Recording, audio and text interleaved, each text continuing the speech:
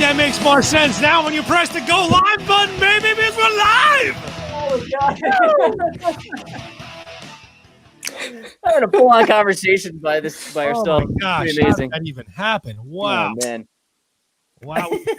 All right, well, welcome to Record Talk Take 2, boys and girls.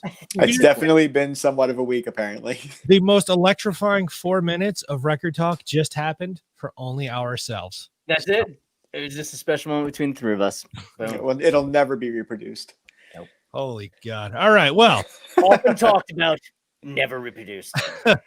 Hey, it's been a good day, right? We're having a good time. Everything is hunky dory. All right. It's a great album. Great album. Yeah, great album. Great album. Let's get comfortable here. All right. We're on Record Talk. We're talking about Back in Black by acdc. It's a glorious record. Is. Now, before we dive into it, we gotta know. What's in the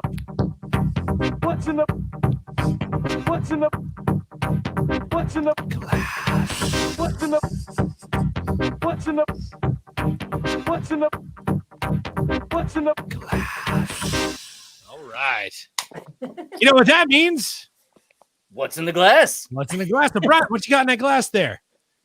Is it an 80s themed mug? Whoa. It is an 80s themed mug. Did it used to be heat changing, but something happened? It was. It's not supposed to be dishwasher. It's not dishwasher safe, but you know. Oh no. Now, is there some kind of stone fruit beverage in there or no? No. This is peach oolong tea. Peach is a stone fruit. Yeah, cool. Oh yeah.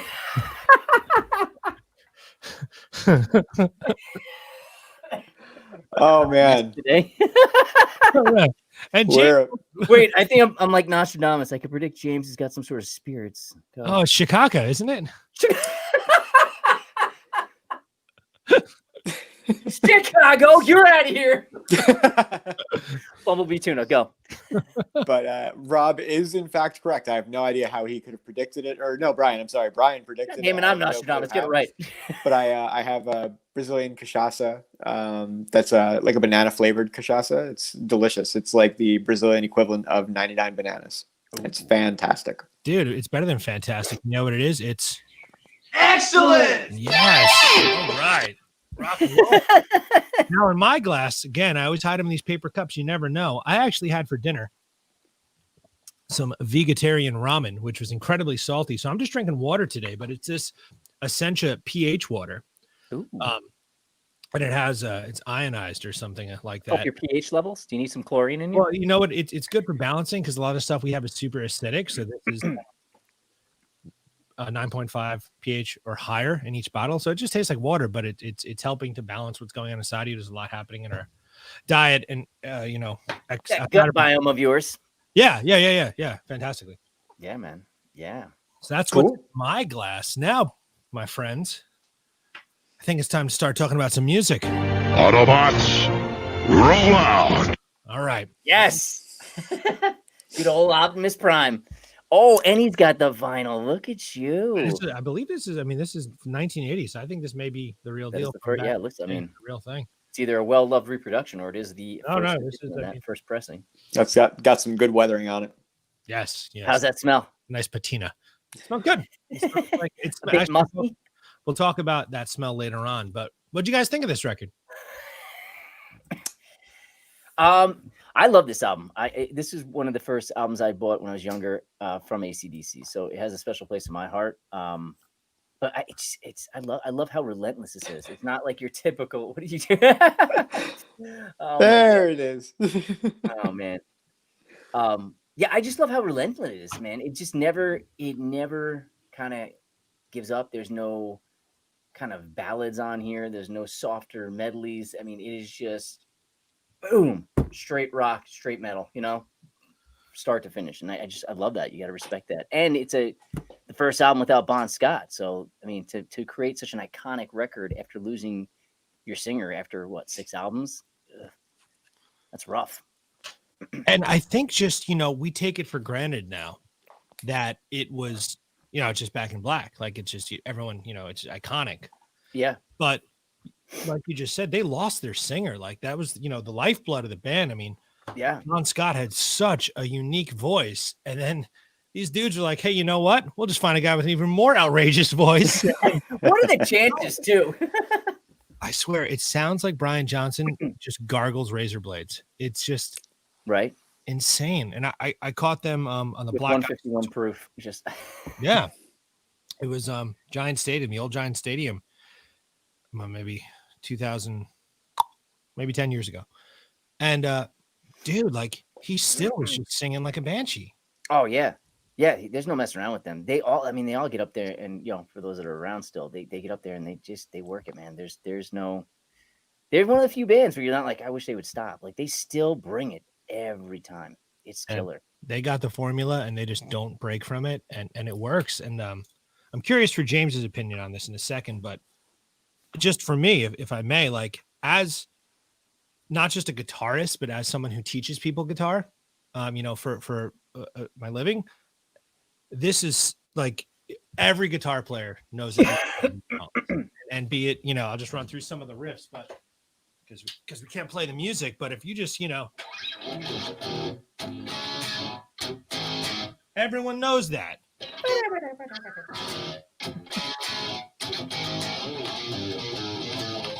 Okay, you know that, or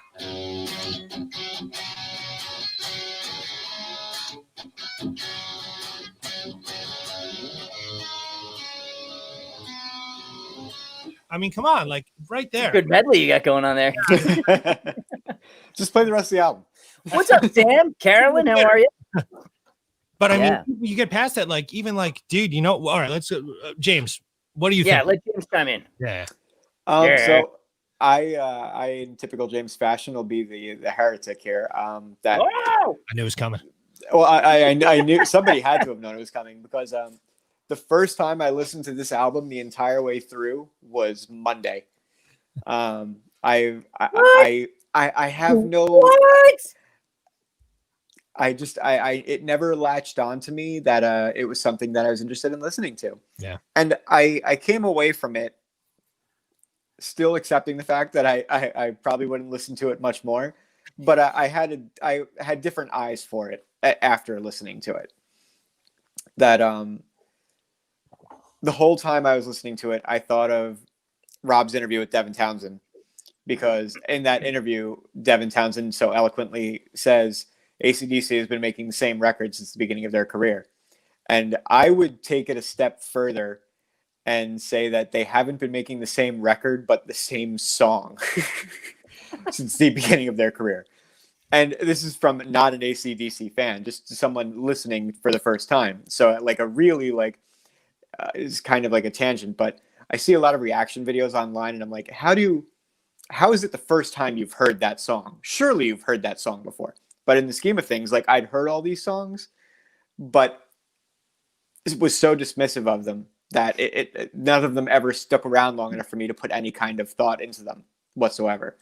So it was an interesting process. And I think there's a lot of cool stuff about it, but I think there's also a lot of things that it's still, for me, it just kind of, it could draw on in the background. And it's just, unfortunately for me, not being a fan, a lot of it was very disposable.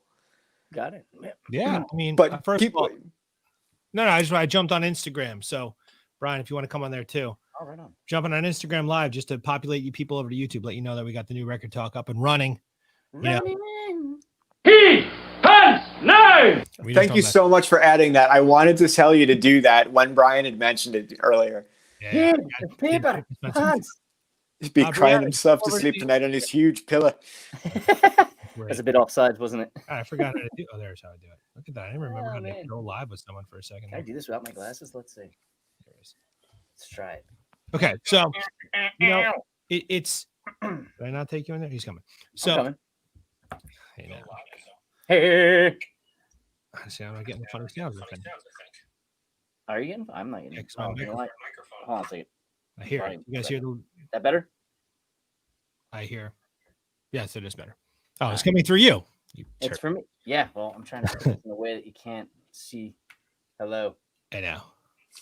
So I, in listening to this, James, having done music with you for, it's a terrible angle, I know. Having done music with you for so long and just knowing sort of your musical DNA, I knew that this is not a James band, because for such a phenomenal guitarist, you are certain like staples. You're just like Beatles, Stones, AC/DC, Van Halen, Cheapo Motto, Wow, Van Halen too, huh? Zang. Yeah. So Yeah, Bang. yeah. But something I did take out of it, and I don't have many notes for this, but it's funny you mentioned that, because all of the things that you just said, I do have notes concerning. And I think a part of it for me was Get over to Record Talk on Facebook on or YouTube, Facebook, let's go. I have James, you can't a see him very here. I have a very Oh, particular type of style that I like in music, and I like a lot of really high energy, and I like an assault of a song kind of a thing. And I go from that all the way to the other side of liking really calm and really sedate music. But Right. this falls into this category that I don't really jive with in any way. Like, I don't relate to it for whatever reason, whatever the case may be. But listening to Dylan? it, I started to be able to appreciate it in a different way. That you listen to like Meshuggah, and you listen to Bleed, and that's one of the most technical and brutal songs you'll ever listen to. And if you watch the band play it, they can't move.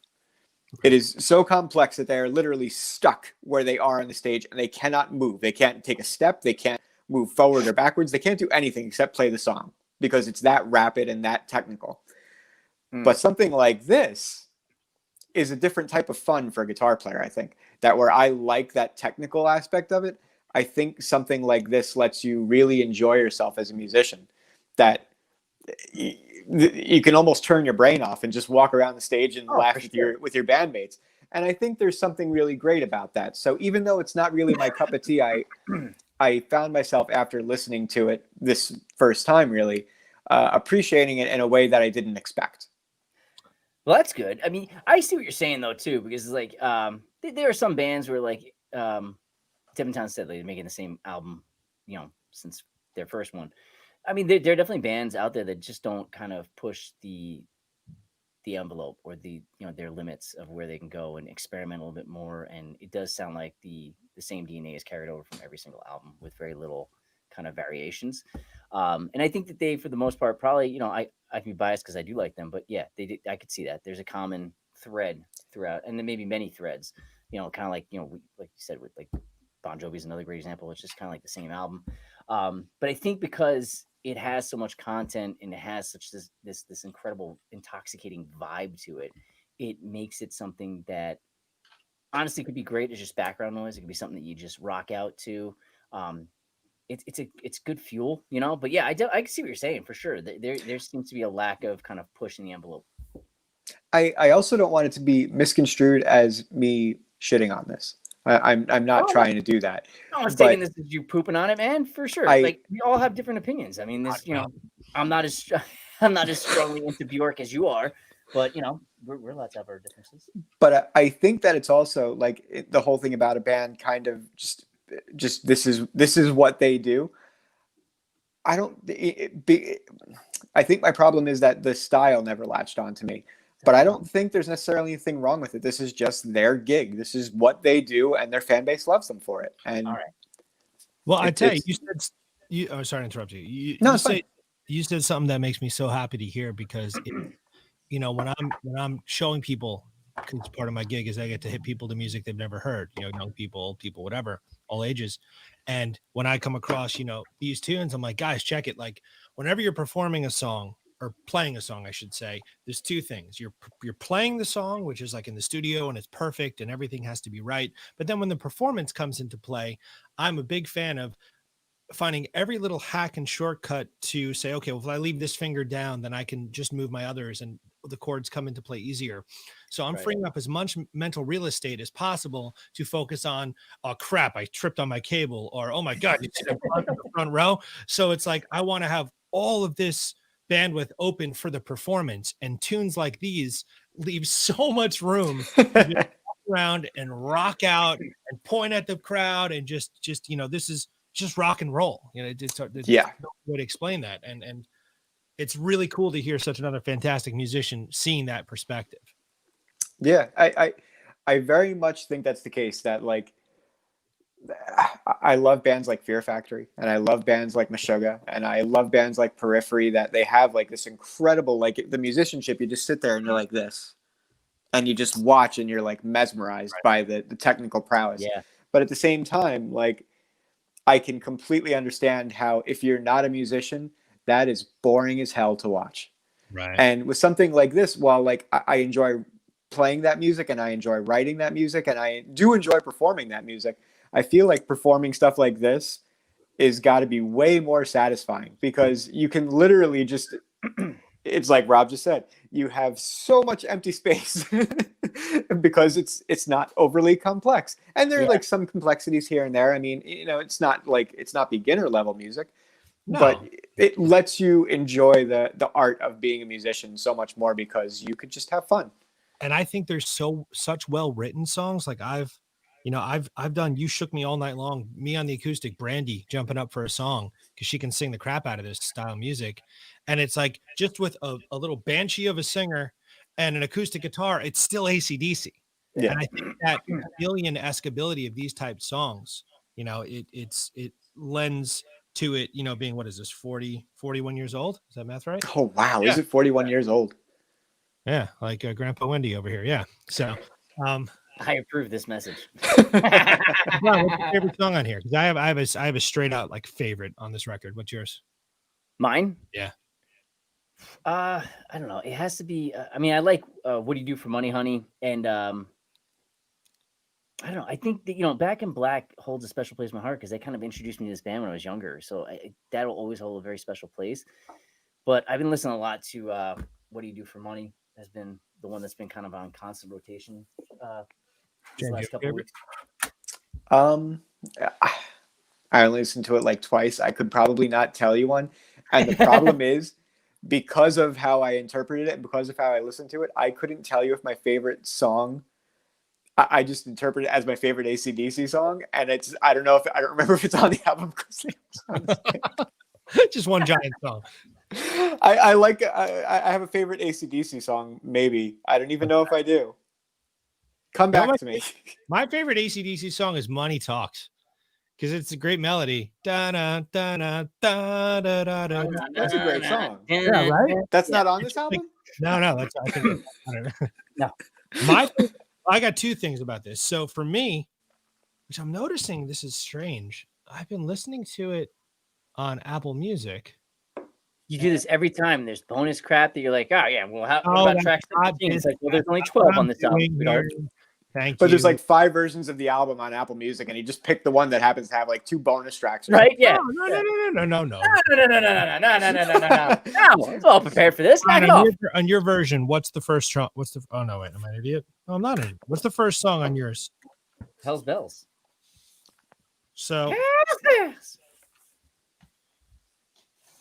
we're gonna discontinue Instagram, guys. So make sure you get over to Facebook or YouTube. So on the original vinyl, the first tune is Back in Black.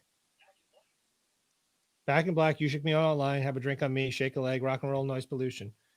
I know, I'm an idiot. I'm the wrong side. Never mind. I'm like, dude, that's impossible. It's side B. Because no, you know what confused me though? Check it out, because on the back of it, A and B. I know what confused you. No, look. On the back of A, it, B, C, D. look. You see, it has Back in Black is the first song. You see? No, it's the title of the record. Then it's the tracks of the song. Okay, but where is it in the track listing then? Back in Black. Well, not in order. See, I'm an idiot. Okay. Anyway. And back to Exhibit A. I have If you two look to your comments. left, everybody, you'll see an idiot. So first of all, Hell's Bells used to always piss me off when I heard it on the radio because I thought it was from Tolls when it started. That. Damn hell. And I was like, "Ooh, they're playing this on K-Rock." Hey, wait a second. Yeah. My favorite song on here is "Shoot to Thrill" because that's just a fun rocker. Oh, that's a good one. That is a great song. Iron Man, maybe that song was. Yep. Yeah. Killer song. Yeah, I like the bells and hell's bells. I think it could be interpreted as the sound of reckoning, like this force that's coming toward you, or it could also be the sound of mourning because this is the first album since Bond died. So, Yeah. what's going on with your chin there, buddy? Leah's saying she loves this perspective. It's just the worst angle ever. It's very unflattering for any human being. It's very unflattering. You guys, this is like backstage, you're missing like the You're missing James. He's yeah. not over here. Oh, James, Mama Cub, what's up? Get over into Mama Cub. I pinned it, guys. So you got to check it out on the Real Deal. We got cool stuff. We got sound effects and stuff. Come on. That's not my mouth. I mean, You're a wizard, Harry. you can't do that over on the other thing. We got it. We got all kinds of cool stuff. Here's a good one, you guys. All right, so now I'm going to pivot real fast, unless there's other things to say. Oh, we have some time to talk about this record. So, well, I mean, one of the things I want to bring up, I think that, excuse me, pardon you. I agree with you saying, James, but I think that there's some versatility, versatility here. I think that the way Brian Johnson sings, replacing Bon Scott, that's huge shoes to fill. But then the way he emphasizes certain words, it's really interesting how musically they can convey emotions like music can, but the way he is able to kind of richly support that and drive it forward by not only his lyrics, but this choice of emphasis on certain words. Like he could sing a song like "What Do You Do for Money" and not really cursing except for bitch. But like he the way he chooses to emphasize certain words, you can feel that seething anger or animosity, whatever it is that's going for. And I just love that about him as a singer. I definitely would say, just listening to it as a complete work. Again, I am sorry. I really don't know the band well enough to even recognize the previous singer's work, which is terrible in its own right. I've got big balls. That's the other singer. Yeah. Oh, okay. I've got big balls. Other ones too. What's his Highway to Hell? That's Highway to Hell. Yeah.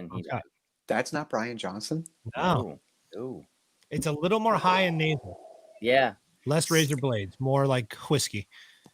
But I feel like in listening to it and listening to it as a complete work, something that I never took away from the band is I don't think any member of the band would have been disposable at this iteration of it.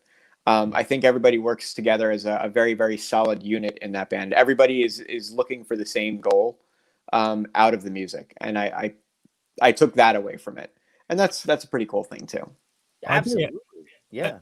I feel like when people think, in the broader stroke of people, when they think of Guns N' Roses, they think of Axl and Slash, right? They think of Slash. They don't think of Izzy. When people think of AC/DC, they see Angus Young and the Schoolboy with the SG, blah, blah, blah. But Malcolm is the hero, man. Yeah. He's the rhythm. He is, just the riffs. Played one guitar for his entire career. Yeah. Yep. It's right. Fantastic. And that's just, I hope everyone is hoping over to Facebook and YouTube. Hoping over or hopping? I think HOPE. Oh, did I put hoping? So. What a dummy. That was on me. All good. It's better than coccyx or whatever. Oh my God. Which I didn't change. I'm like, who are we going to pull in with weird this hashtag? We may get some interesting people for that. Right? As soon as you said that, for some reason, it triggered me. Like half of my brain is made up of movie quotes. And I thought of Uncle Rico and Napoleon Dynamite telling Napoleon that his aunt broke her coccyx. Yeah. While she was jumping in sand dunes. That was the first thing that came to my mind. I always double and triple check the spelling. And for whatever reason, I totally missed it. I was like, oh, son of a bitch. It didn't even redline that one. Okay. It happens to the best of us. It's all good. Yeah. I do much worse. I don't know. I think that the overall takeaway from this is I think there's something there for everybody, whether it's the ferocity of this, the relentless execution of being able to just drive forward with, a metal album like this and not lighten the mood at all. There's no ballads, like I said. There's no softer sounding song. It's just it's kind of, and I think that what makes this album kind of special is that you lost your singer, and that's kind of it. And an iconic singer too. It's like losing Robert Plant. But yet they were able to forge ahead. That's really rare with the same lineup minus the singer, right? Think about try to name some other bands that have done that in that short of time frame. Now I'm not talking like 10 years later with Blind Melon did, or Alice in Chains. I'm not saying where you found something almost decades later. When was the last time you heard of a band that went from one year to the next year and recovering from such a tremendous loss? Yeah. It's almost unheard of. And that's well said, Mr. Tang. You know, Oh, the yeah. consistency. Yeah, the consistency. You know, Back in Black is a better record. Totally right. But there was a solid, you know, 3 or 4 records back to back. Boom, boom, boom, boom, boom. What's the one that has, I think this was For Those About to Rock? Is that an album? That's not on this album either. No, you really didn't listen to this album. He's full This of is shit. not a greatest You hit. didn't even listen to this album, Rob. That's what happened. He asked I two swear on questions like everything this. I love. I did, and that was mostly just me being a jerk. No. I'll tell you how I feel about this album. Feels good to mingle with these laid-back country folk, don't it, Harry? I like it a lot. That's how I feel. A question for the both of you guys. 2 questions. Well, it's sort of one question 2 ways. Question the fest. What genre do you think this album was when it was released, and what genre do you think this album is now? Blazing hip hop and R&B. All right, Brian. If I had to guess, I bet you it came out as like hard rock. I don't think heavy metal was as frequently used as some bands should have been labeled at, because this is definitely a heavy metal album, but I bet you it was labeled as hard rock. Yeah, I agree. You think that for when it was released and how it would be interpreted now as well, or?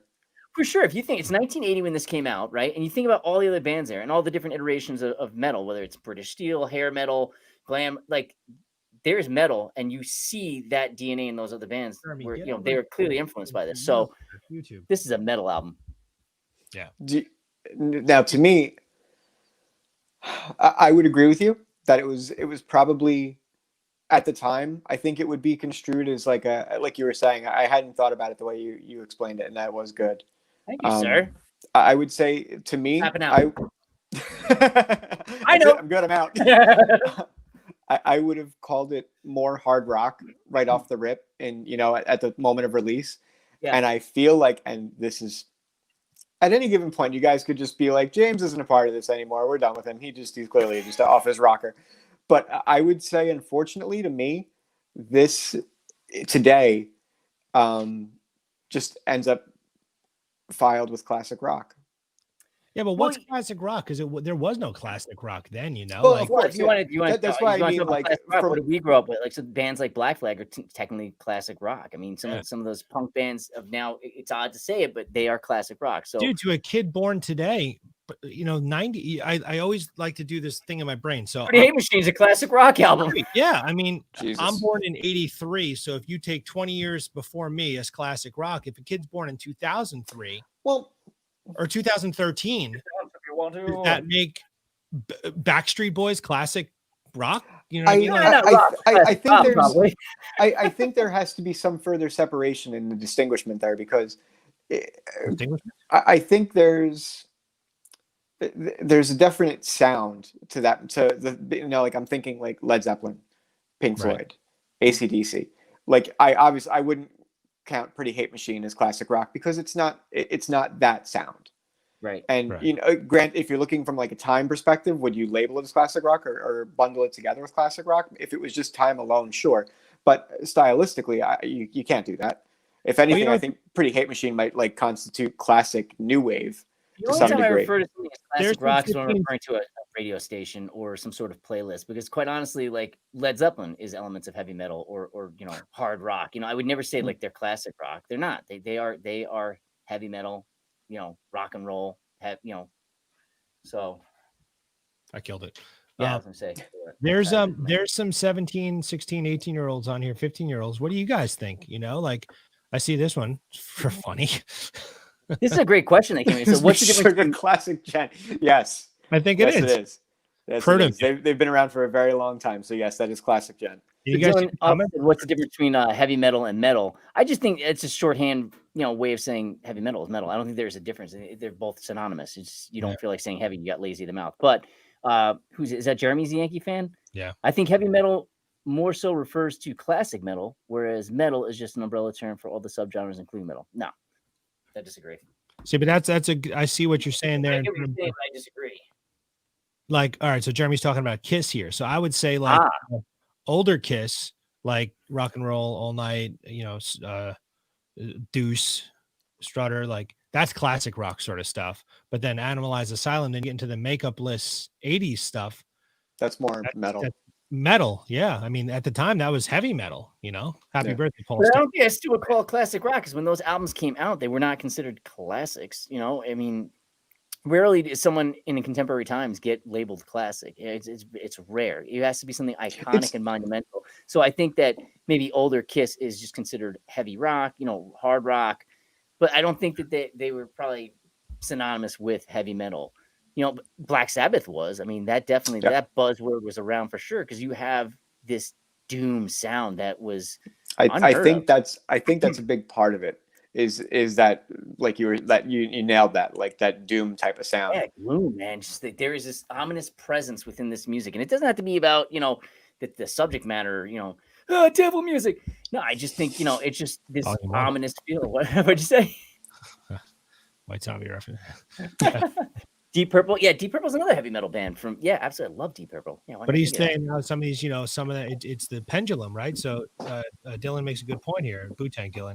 You know, Rush got heavier towards the end, but then some bands their edge along the way, like the latter Zeppelin is not Hammer of the God Zeppelin on the way out, you know? Yeah. But that's music, right? It ebbs and flows, and like James was saying at the very beginning of this, there's some bands that go and meander through different phases and they push the envelope or they bring it back. Whereas there's some bands like ACDC is a good example of not really kind of branching too far from the lane they're in, you know, which of these other bands that really split off into the woods and get sidetracked. And, you know, and that's both are cool. It's what but you're you know looking what? I think ACDC, you know, maybe just to tie it up, they almost get a pass by being the same thing over and again, because any other band, if they put out the same record twice, 3 times, 30 times, it'd be like, all right already. But it's like ACDC just put out a new record and it sounds like ACDC, and it's like they'll sell out the tour because people just know it's comfort food. You know, it's like your favorite comfort food. And they do it so well. I think if they didn't do it well, I think if their live shows were crap, I think then people would turn on it and they'd be like, nah, give me something different. But because they do it with such finesse and such precise execution, you can't really argue with it. It's always reliable, you know? Yes. It's very accurate. I think it's something anyone should check out. I mean, like we said in the beginning of my quick little guitar medley, like if you don't know these songs, you should. And if you do, good for you. And if you know, pretended to listen to the album but didn't really listen to it, that kind of sucks, but it's all good. It's on you, man. Black Sabbath is the first heavy metal band, but you could also say they're classic rock too. At the beginning with Paranoid and Iron. Yeah. Oh yeah, for sure. They are. I mean, what they called metal once upon a time is so far from metal now. Oh gosh, right? Yeah. Right. Well, I mean, just something pops in my head right now. Lamb of God next to Black Sabbath. I mean, they're two different things and two different beasts. That's it's funny you said that. That's the first thing that popped into my mind. Like Lamb of God is a heavy metal band. Yeah, I think that is not the same thing. Yeah, because I haven't watched the Redneck video in so long, and I watched it the other day, and I was like, oh yeah, this is funny. Even like Lamb of God, you know, Pantera, like it's still like a night and day difference. Yeah, and there's a clear influence there from Pantera. And Pantera really paved the way for I guess a quicker metal, like not such elongated. It was songs, like thrash, but it was aggressive, more heavier. I think Pantera quintessentially sums up Southern metal. Yeah, that's good. Sludgy. Yeah, sludge. Yep, for sure. Cool. Nice. Well, nice job, guys. Gentlemen. Yeah. Right, let's see if we can segue with this one. Chancho, when you are a man, sometimes you wear stretchy pants in your room. It's for fun. And on that note, let me tell you guys, when you get your jeans, get them from American Eagle because they put this elastic inside the denim and it'll change your life. All right. Yeah, man. Oh man, I was listening to one story before we leave ACDC. I was listening to ACDC before this this episode, and my middle child, I gave him guacamole and chips while I was making chicken soup, so just to hold them at bay. And he ran out of chips and he wanted more chips. I was like, yeah, you got more chips. He's like, Dad, check it out. I'm in a hot tub of guacamole. You made right it. On point. I'm like, all right, man. You made your guac from scratch, or? No, I like to say I did, but no, this was a store bought one. Some of the store-bought ones aren't bad. Oh yeah, this one's good. Yeah, for sure. But yeah, if you can make your own, dude, so good. If you make your own, what are the key players? You gotta have lime. I don't know why people leave lime out so much. I don't know why people crap on lime. You have to have fresh cracked pepper as opposed to just already, ground up pepper. So to me, I'm a big crack that bad boy. Lime's got to be in there. I like red onion. I know a lot of people don't like red onion. I think red I onion want to is, chew it. yeah, and red onion is perfect. If you want to get fancy, if I'm feeling kind of, I'll put a hard boiled egg in there. But Ooh, interesting. Yeah, try it out. You're changing the game. Yeah, but for the most part, it's got to have lime. Lime to me is like, it's like Do- it must. It's like you said about bitters with old fashions. What's an old fashioned without bitters, right? So it's like That's just a glass of bourbon. guacamole without fresh cracked pepper and lime. I'm like, I don't want this, and I will not eat it. So here's a question for you. Do you ever put just lime juice or do you put lime zest? Oh yeah, lime zest. I mean, if I'm in a rush My and I'm man. just making something, then I'll squeeze it. But because at least I have the essence. But yeah, zest, dude, all the way. When I cook, zest all the way, and I'll use the juice too. But that's where the flavor is, man. Oh. So it's a weird thing. Like guacamole is a huge thing in Arizona, and the first time we got it at a restaurant, I'll never forget this. This is like going back like 2 or 3 years at this point. The first time we were out here and we got guacamole at like a Mexican place out here. There are pomegranate seeds in the guacamole. Really? And I didn't know what to think about that. I didn't say anything. I just wrote it off as just something this place did. Huh. But a lot of places do it. It's a thing, and it's a game changer. You like it? I like if I'm in the mood for it. Holy crap! Like it makes. You never even heard of that. That's amazing. It makes it's a big Southwest thing, but it makes such a difference to your guac that if you have it like with the lime and the lime zest, and then you put pomegranate seeds in it, you are not the same person you were when you went into that. Now, pomegranate seeds, the flavor. I can see the flavor, the sweetness going with like the salty and everything. That sounds incredible. But the chew of it, you gotta fight that a bit. You get through it. It's only a little weird at first bite, and then it's just like, wow, I didn't realize what I was missing this whole time. Yeah, I gotta try that. Wow, yeah, it's worth the shot, And if it's not good, send it to me. I'll eat the rest of it. Put it with dry ice. Avocados in your My brown guac. What'd you say? Can you grow avocados in your tropical climate or no? I really would like to grow avocados. I really want to grow in my backyard a lime tree and an orange tree. That way I have constant source of guacamole supplies and old-fashioned supplies right next to it. There you go. I think that's perfect. Then all I got to do is go in the backyard. There's my old-fashioned tree, and that's my guac tree. You nailed it. And right in between, I'll plant the avocados. All good. Oh, Gonna get a small agave. I'll make my own tequila. Nice. I'm just winning across the board. Very cool. Nice, Charlie Sheen. Except never, I'm not even going to say that out loud. So, what else are we talking about today, guys? Well, it's good to mingle with these laid-back country folk, don't it? I already did that one. Yeah, you did do that. Anyways, I was wondering if you would like to join me in my quarters this night for some toast. That's an odd segue. I'm gonna be honest with you. That's an odd segue. I segue. meant to hit, but we're just gonna roll with it. So, topic A. So yeah, I mean, with time constraints, which way you want to go? Let's start with crate digging, man. I mean, I don't know if people know that terminology, so to kind of take it back. So crate digging, you'll see it in like the hashtags I use. I'll say welcome crate diggers. Crate digging records are held in, crates. They're big, square, chunky things. So when you go to like thrift shops or record stores, they're always in crates, and crates. So you're just like thumbing through them. Me and Rob and James used to go record hopping, find stores, and just kind of like bar hopping, but record hopping. So we kind of want to talk about that and just taking it back to some of those old record stores and journeys that we had. And I brought some albums that have been some special ones I found. That's a beauty. So like when you had stores like Tower Records, The Wiz, or fill in the blank of Sam Goody. Yeah, Sam Goody, whatever it was, right?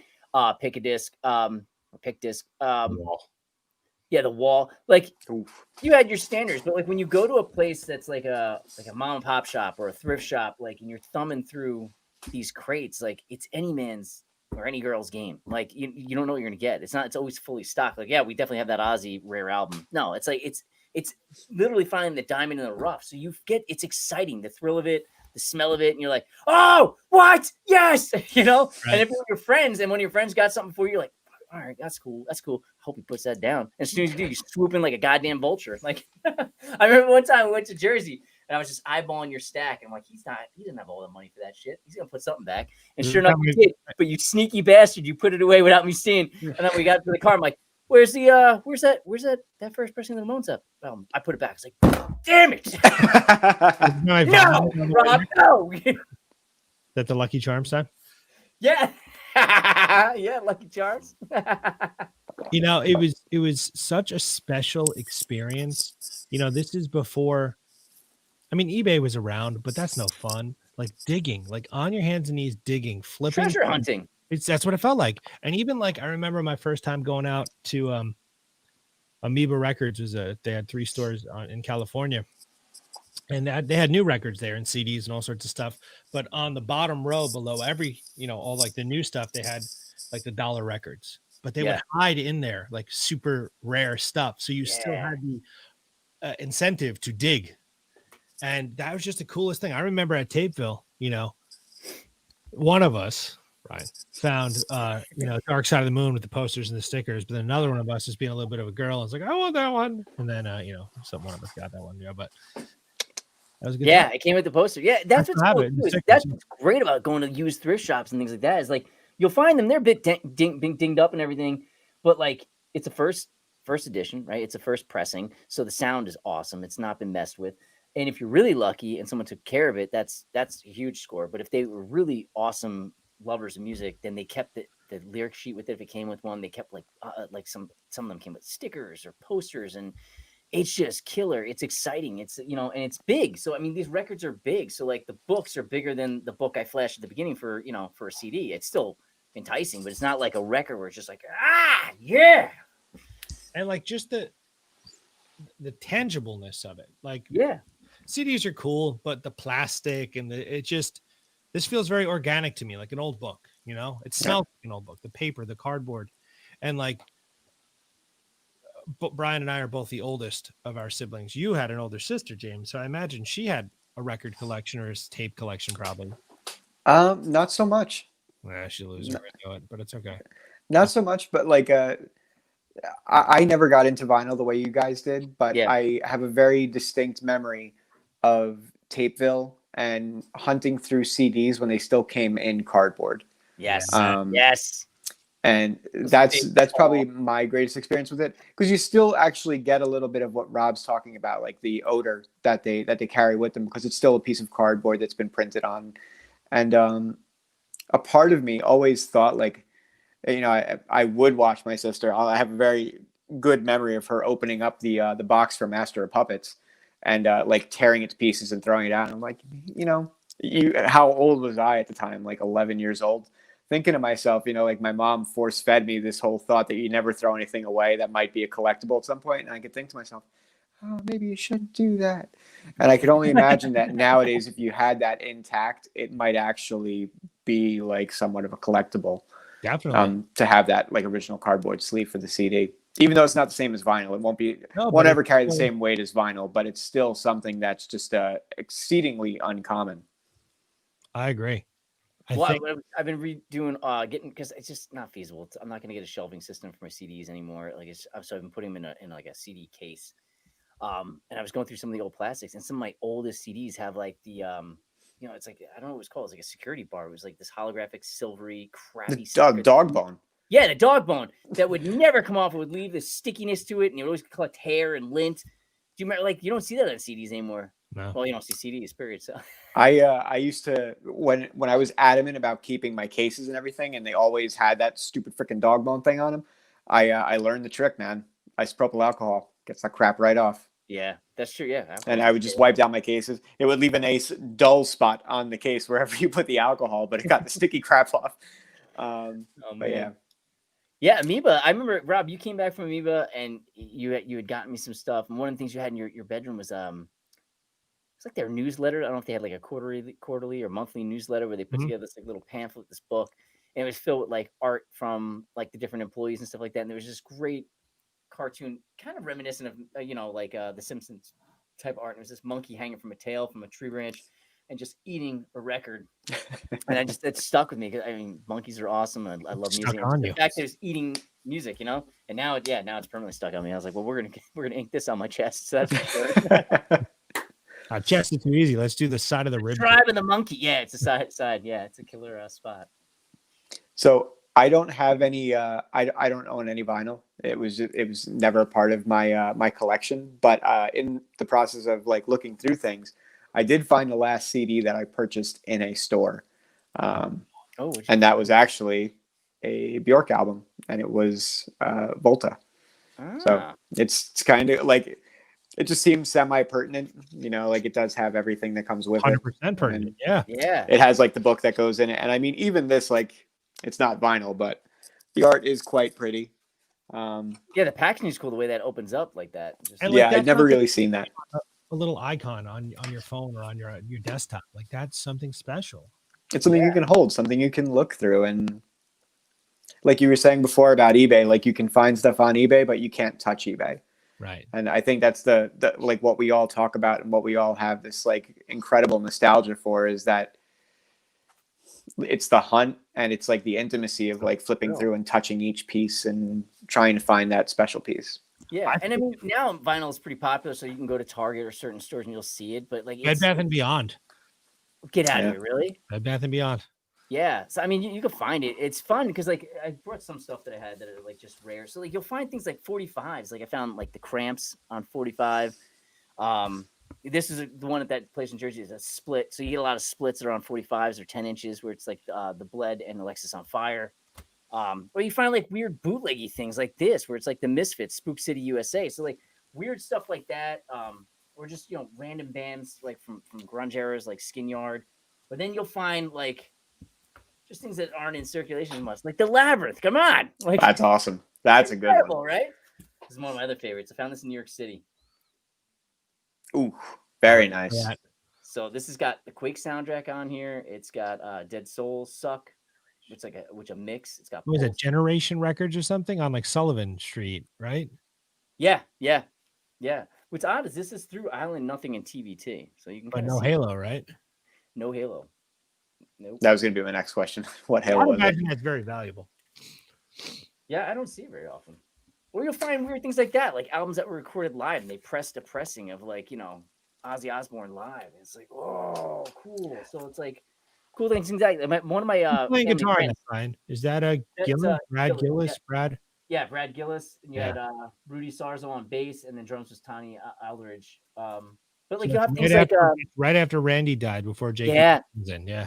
Yeah, it's still killer. It's a great album. I remember learning about bootlegs on vinyl, and that's what made me really dive really deep into like crate digging. It was a friend of the family.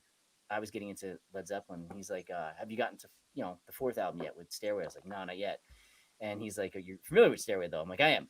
He's like, well, they used to play live every once in a while, Stairway to Gilligan's Island as like a joke. And he's like, if you find it on vinyl, someone pressed it as a bootleg. He's like, it's out there. You can find it. I was like, get the hell out of here. So I don't know if that was ever just like an urban legend, but like that, the idea that someone could press something on vinyl that was a bootleg, like you were getting on CDs, because we grew up with CDs on with bootlegs. I was like, whoa, that was a game changer for me. So that's when I would like seek out weird stuff like that. And I still believe that there is so many, you know, there's like Nugs or another thing I can't recall right now, but places where all these bootlegs now exist in a digital forum. And you can just listen to all this digital music, bootlegs, like every Grateful Dead show, every Pearl Jam show, every Fish show, whatever. Yeah. But there's stuff that I think is on vinyl that's just not out there. I have a Dark Side of the Moon that I looked it up. It's super rare. And it was like before the record came out, they were testing out some of the material and someone pressed it to vinyl and just put them out there. And it's like, whoa, like that's not out there in the same capacity to listen to it. And James, I know you're not a vinyl guy, but you're an audio guy and you're a fidelity guy. Mm-hmm. So I think if you had like what's Macintosh or what's this other company, Marantz, they make this high-end tube, you know, equipment, and then run the vinyl through there with some 6 speakers. Yeah, you can't. Phones on, even running through that with the warmth of it. Ooh. Yeah, through like a tube power amp with headphones is probably insane. But you go on Reverb, there's a whole section of these vintage used pieces of high fidelity audio equipment. I So- probably have some at my house in Rockland. You may. And That's where I was going. that's why I keep telling you, if you ever want to head over there, you're more than welcome to. That's You probably great. find a gold mine, quite literally. No, I can't take anything until you approve it in person. Well, someone asked earlier about headphones or speakers. I used to have big, tall cabinet speakers, like half my height. I gave them to somebody. I wish I could just Again, stuff like that's super valuable too. Yeah, it was from the 70s. The sound on that thing was unmatched. And I've bought, cabinet speakers since then. I have surround systems. Nothing beats those two giant cabinets. And I would just sit there and I would hook up my light box, turn out the lights, throw on some incense. Man. Great from 1972. Oh, God, it was fantastic. I miss those damn things. I wish I still have them. It's one thing I gave away that I wish I didn't. And I was like, it's been a couple And things. something I think that's good to reinforce to people that are just like, look at these guys like living in the past. In the scheme of things, if you go into a store that has tons of vinyl or that has crates full of music and things like that, you can go into those places and find inspiration. Yeah. If you're on eBay or if you're online and you're looking for something, you have to know what you're looking for. If you're in one of these places, you could be flipping, have no interest in the band whatsoever, but the cover is interesting and that catches your eye. And just the cover alone might be inspiring enough for you to spend the $5 or whatever it is to just be like, it's $5. Who cares? And then maybe you find a whole new avenue to find something completely different. And honestly, like it gives you the opportunity, especially with used stuff, in the thrift store or something. Like I was someplace in Jersey one time, like literally a thrift store, like not a record store in any capacity. And I got like the entire Genesis Peter Gabriel catalog for like $1. Yeah. For every one of those records. And I didn't even know what it was. I saw the cover on one of them. Like, what the hell is this? And then I realized, I was like, wow. And you're right. Inspiration. I saw this. Follow me for a sec. We drive every Saturday to go get some breakfast in some place, and it kind of goes through the country a bit. And Sam saw a chimney coming out in the woods, and then there's a collapsed house around it. And we were driving. It was around Christmas time. I was like, wow, like people lived there. Someone had Christmas morning there, and now look at it. It's a shell of what it was. Well, these used records that you can get for a nickel, $1, $10, whatever. Somebody threw that on a turntable and heard it for the first time when it came out. Yeah. Someone heard that and said, wow, I like acdc, and that's who I am. I'm going to wear a jean jacket and a chain and studded. Like people's identities were formed around these classic pieces of vinyl. And now you get to, it's like a second life, a third life, a fourth life. There's energy in there. There's vibes in there. Something spiritual connected to this. It's just a needle cut something in a piece in that wax, and then there it is. It's really cool, I think. That's a cool thing about those old records too, is you're getting somebody's old stuff. Like you said, there is inspiration there. Like a lot of them have like pencil or pen on them. Someone's written things on it, and it's like there's a story there, and you don't know the whole story, and that's intriguing. And going crate digging or going, record hopping, it's fun. You get to people watch. You're just quietly sitting there listening to other people, like the shenanigans going on. It's just cool to listen to the stories. Or like you'll be next to someone and like you'll thumb. I've had this a couple of times. I'm thumbing through something and I'll pass and the dude next to me will be like, bro, you may want to check that album out. I'm like, oh, yeah. And then and then you make a friend or you got a conversation going. And people in music stores, it was always fun. There's this great guy, Dino. I'll never forget him in Nyack and Main Street. Like he just loved people that love music. And I'd be in there all the time. He would just be giving stuff away for free. He's like, I'm like, you don't have to do that, man. He's like, you love music, just take this. It's not like it's weird. Just try it. So it's like, and then I used to love going to find like crappy records, ones that artists I didn't care about, and they like, or if they were artists I care about, they were just scratched beyond play. Like they were like a nickel. You would get them at like thrift shops. But you could repurpose them. I used to melt them down and make them into bowls or vases, and that's like really. I still have that. You made me. Oh, do you? Right on. Cool. Yeah, man. I think that's like the the overarching concept of what we're trying to do here, and I think now that we kind of mapped out the next few weeks, it allowed people to kind of ride this wave with us. But it's this immense appreciation. 3 guys within a handful of years of each other who bonded over music and martial arts and other things that we'll branch off into as the weeks progress. But it all comes back to this, just talking about music and how it makes us feel. And you guys watching, are so lucky because for so long, music just existed in a pretty purely digital format. And now vinyl's back. The vinyl, I mean, if you look, it's just on a way upward trajectory where you can get it when mom goes to look for a new bath curtain, or rug, you're like, Mom, I'm gonna go over to the vinyl section, maybe a Taylor Swift record, who knows? But like, who cares? Like, it's there and it's tangible music, and it's create your own stories. Dig in. Yeah, and I think that like talking about stuff like this, whatever it is you love, whether it's sports, music, finding people to talk about it with.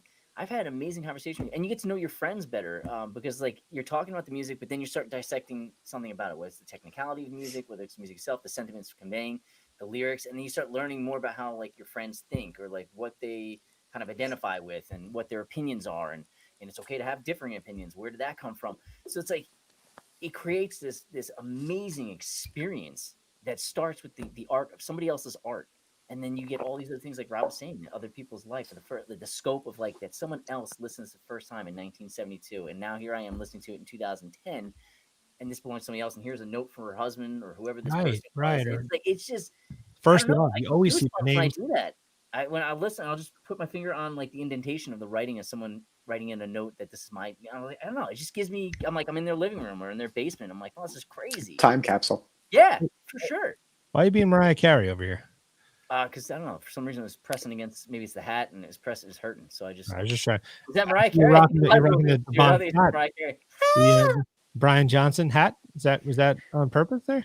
I don't know, because I wore it last week too. So But he kind of wears a hat like that, He does. Yeah, I thought, yeah, that's true. Yeah. Hey! Well, I mean, I'm very happy with what happened today. I am too. Yeah, this is good. Yeah. Let's see what we can do. Let's see what this one does. Let's save our other topic for next week. Sounds good. Is my boomstick. All right, so what do we got? We got Nirvana next week, right? Never mind. Never mind. Yes. Yeah, Nirvana. Now, I'm going to say something as a little teaser here. I believe that Nevermind of children who came of age in the 90s, which all of us did, except for Brian. All of us did in the 90s is when we, reached puberty and such. That was probably one of the most biggest records of that decade. Absolutely. Easily. And I remember when Kurt died, but I don't remember. I don't know. We'll get into that next time because I have a story about that. But yeah, I'm curious to see your guys' take on it. I'm actually excited to listen to it front to back because I haven't done that in many years. Oh, really? Yeah. It's going to be a good one, man. Yeah, it's an iconic album. And I mean iconic not just for the band, I think for music in general, what it did for the culture, the counterculture. Yeah, we'll talk. We'll talk about it next week. I don't want to dive into it. Go ahead. I feel like we could really get sidetracked very, very quickly right now. Very easily. Yeah, well, no, let's leave them hanging. One and more. So, anyone have any plugs or anything cool coming up before we go? I think we should end with a little what's going on in the world. Check this out. Check that out. You got anything you want people to check out? Yes, James, go for it. What do you got, buddy? I got nothing really going on. Kind of just more of the same. Just waiting to get a shot. Where did you get a shot? What about you, Rob? Don't hurt yourself. Yeah, Actually, I do have something, but I go. guess it's kind of nothing. Well, it's kind of nothing, kind of something. It's all for me. I kind of want to record a version of the theme song from the Predator movies. That do. Yeah. But I kind of want to do that with a lot of distorted guitar and a lot of distorted bass and some really, really messy synths, and I think that'll be a lot of fun.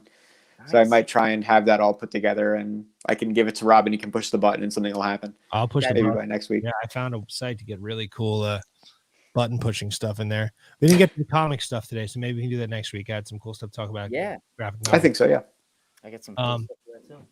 I think it was funny because we were talking last week after the show ended. It's like next time we talk, there'll be a new president, and next time we talk, I think I'll have my my new guitar, the pretty purple one. Ooh. Ooh. Perhaps a quad cortex. I don't know that too. So what did you say? I missed it. It's okay.